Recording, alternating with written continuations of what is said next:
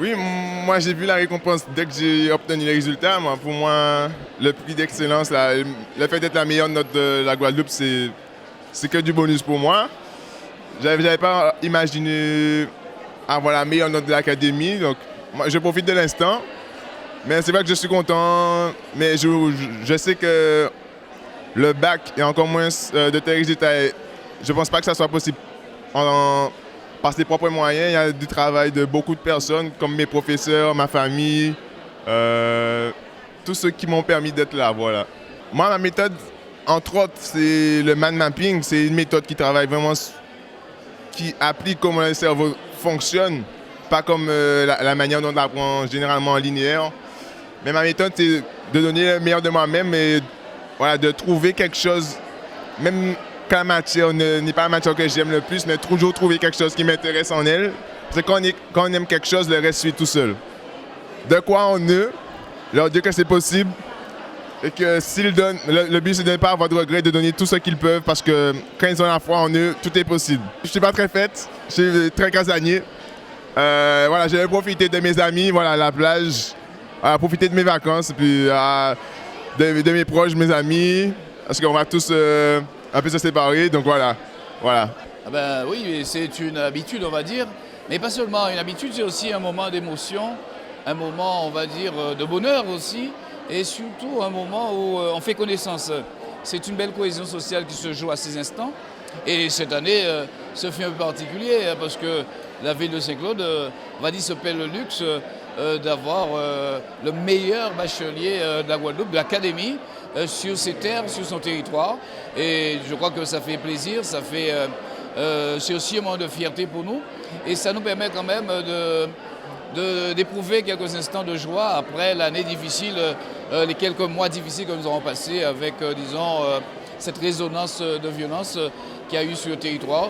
Voilà une jeunesse qui marche et une jeunesse qui réussit. Et c'est heureux pour nous de voir votre presse couvrir l'événement, car ce que nous aimons à dire, il faut aussi assurer la couverture de la jeunesse quand elle marche, quand elle travaille, quand elle réussit. Le pays a besoin d'images de réussite, d'images d'effort et d'images aussi d'abnégation. Cet après-midi, avec nos 19, nous mentionnions très bien. Je crois que c'était ce moment-là.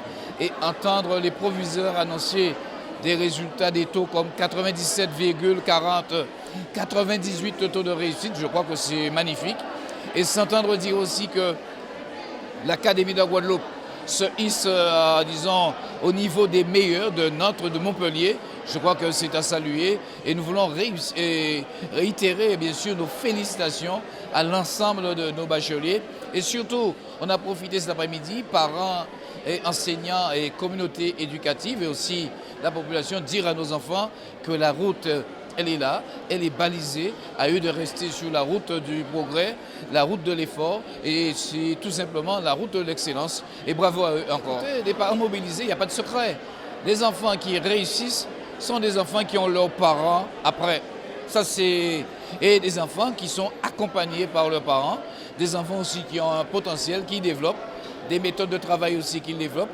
Et je pense que ce soir, on a pu voir la démonstration que ce n'est pas un vain mot de dire, quand les parents sont là et qu'ils sont engagés et qu'il y a une certaine ambition qui nourrit la famille, la réussite est là, l'excellence même est là. Et le gros problème, disons, quand on dit ça, des enfants qui partent, il faut qu'ils reviennent, c'est la mondialisation, c'est le monde ouvert.